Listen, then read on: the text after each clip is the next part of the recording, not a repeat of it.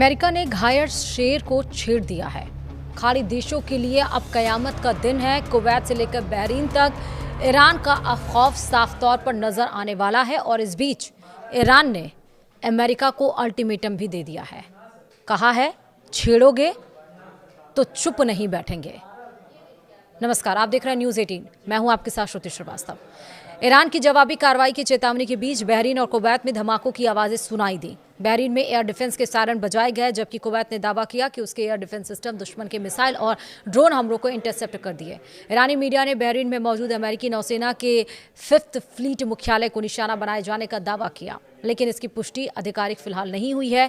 वहीं आपको और भी कहां हमले हुए हैं और आखिरकार ईरान ने चेतावनी क्या दी है वो भी बताएंगे इस वीडियो में विस्तार से। दरअसल अमेरिका ने गुरुवार को पूरी रात हमला किया। इन हमलों के बाद खाड़ी में तनाव और ज्यादा बढ़ गया। ईरान ने पहले ही अमेरिकी हमलों का जवाब देने की चेतावनी दे चुका है। ऐसे में पूरे गल्फ क्षेत्र में हाई अलर्ट घोषित कर दिया। गुरुवार को बहरीन और कुवैत में धमाकों की आवाजें सुनाई दी। वहीं खाड़ी के देशों में जहां जहां भी अमेरिका के सैन्य ठिकाने हैं, उनके लिए गुरुवार का दिन एक बार फिर से किसी बुरे सपने से कम नहीं है, यानी आज 9 जुलाई का दिन। पश्चिम एशिया के देशों को डर है कि उनके ऊपर हमला हो सकता है। वहीं ईरान की सरकारी प्रेस टीवी के अनुसार चाबहार और कोनारक में भी 10 धमाकों की आवाजें सुनी गई हैं। अबू मूसा द्वीप पर भी 10 धमाके हुए हैं। बंदर अब्बास में 8 और सीरीक में 3 धमाके हुए हैं। चाबहार में एक अस्पताल पर हथियारों का मलबा गिरा है। अमेरिकी हमले में शहीद बेहश्ती पोर्ट, कलंतरी पोर्ट और समुद्री यातायात नियंत्रण टावर को भी नुकसान पहुंचने की खबर है।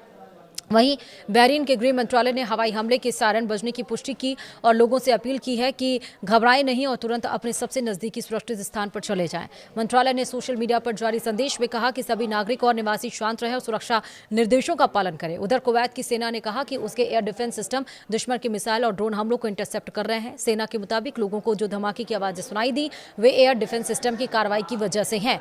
हालांकि कुवैत ने यह नहीं बताया कि हमला किस तरफ से हुआ है। समाचार एजेंसी AFP के मुताबिक सायरन बजने के कुछ ही देर बाद बहरीन की राजधानी मनामा में भी कई धमाकों की आवाजें सुनी गई। इस बीच ईरानी मीडिया ने दावा किया कि बहरीन में मौजूद अमेरिकी नौसेना के 5th फ्लीट मुख्यालय को निशाना बनाया गया। हालांकि अमेरिकी या बहरीन के अधिकारियों ने अभी तक इस दावे की पुष्टि नहीं की है। कतर के गृह मंत्रालय ने भी सुरक्षा खतरे का स्तर बढ़ने की चेतावनी जारी की है। मंत्रालय ने लोगों से घरों में रहने और सुरक्षित स्थानों पर रहने की अपील की है। वहीं कुवैत की सरकारी समाचार एजेंसी KUNA के मुताबिक पूरे देश में चेतावनी वाले सायरन बजाए गए हैं। ईरानी सरकारी मीडिया के मुताबिक तेहरान ने साफ कर दिया था कि अमेरिकी हमलों के जवाब में खाड़ी क्षेत्र में मौजूद अमेरिकी सैन्य ठिकानों को निशाना बनाया जा सकता है। और इसी बीच अमेरिका ने लगातार दूसरी रात भी ईरान पर हमले किए। अमेरिकी सेंट्रल कमांड यानी कि सेंटकॉम का कहना है कि इन हमलों का मकसद स्ट्रेट ऑफ हॉर्मुज में जहाजों की आजादी को खतरा पहुंचाने की ईरान की क्षमता को कमजोर करना है। वहीं सेंटकॉम ने ईरान पर कमर्शियल जहाजों के खिलाफ आक्रामक कार्रवाई का भी आरोप लगाया। इधर ईरान पर हमले के बाद अमेरिकी राष्ट्रपति डोनाल्ड ट्रंप की तरफ से अपने ट्रूथ सोशल पर ईरान में हमले के बाद उठती हुई आग की लपटों की तस्वीरें शेयर की गईं। उन्होंने ट्रूथ पर लिखा, ये कल ईरान की ओर से जहाजों पर किए गए हमले का जवाब है और ऐसी कार्रवाई दोबारा हुई तो जवाब इससे भी अधिक गंभीर होगा। हम ईरान के हर हमले का 20 गुना ज्यादा ताकत से जवाब देंगे। और वहीं ईरान की धमकियों के बीच खाड़ी क्षेत्र में अमेरिका के कई बड़े सैन्य ठिकाने मौजूद हैं। कौन कौन से हैं वो समझिए।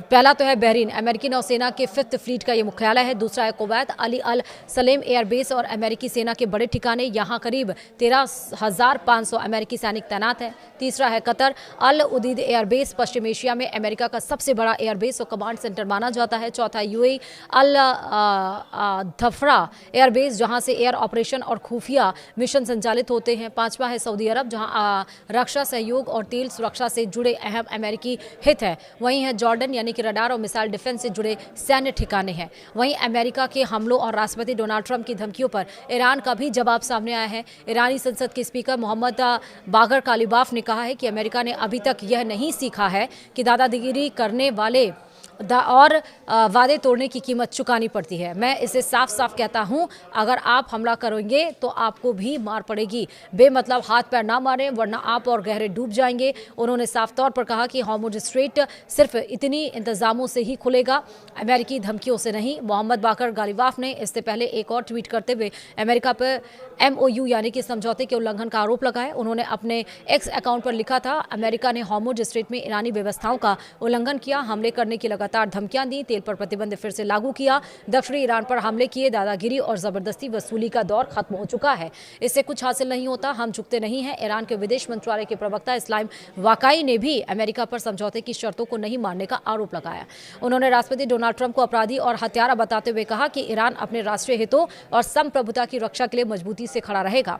वहीं IRGC ने अमेरिका को चेतावनी देते हुए कहा कि हमले का करारा जवाब दिया जाएगा। और इधर अमेरिका की तरफ से ईरान पर हमलों के बाद एक बार फिर से खाड़ी देशों में अलर्ट जारी कर दिया गया है। ईरान के संभावित हमले को देखते हुए लोगों को सतर्कता बरतने के निर्देश दिए गए हैं। कतर में लोगों को घरों में रहने, अगली जानकारी तक बाहर नहीं निकलने की अपील की गई है। वहीं कुवैत में लगातार हमले के सायरन बज रहे हैं। कुवैती एयर डिफेंस का कहना है कि सेना ने कई ड्रोन और मिसाइल हमले नाकाम किए हैं। तो यानी कि एक तरफ से शुरू है तो दूसरी तरफ से भी शुरू है। ऐसा नहीं है कि दोनों देश एक अगर हमला कर रहा है तो दूसरा शांत है, दूसरा इसको पीस डील में ले जाने की कोशिश कर रहा है। ऐसा बिल्कुल भी नहीं है। फिलहाल वीडियो में इतना ही।